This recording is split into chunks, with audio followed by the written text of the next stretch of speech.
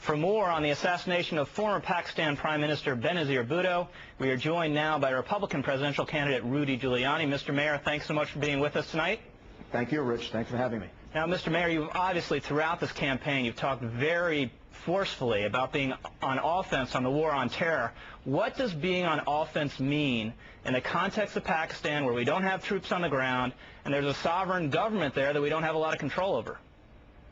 Well, we do have troops in Afghanistan right nearby, and the reality is we have a relationship with Pakistan where we have a good deal of influence that we can exert, and I think we should exert that influence now to help them stabilize, to get to a situation of stability as quickly as possible, and then back on track toward a democracy.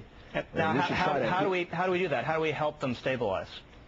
I think we have to work with them and find out what they need and work internally and quietly. These are things that can't be done from the outside. This has to be done by the President, the Secretary of State, the other officials in our government. We have to be in close contact with them to help them with the things they're going to need in order to stabilize the country as quickly as possible and get them on a track toward democracy, which Mrs. Bhutto offered them. I mean, the great tragedy of this is we were looking at an election coming up very shortly, and her involvement in that election was going to move Pakistan even more toward being a democracy. And now we're sort of back to making sure that stability is maintained.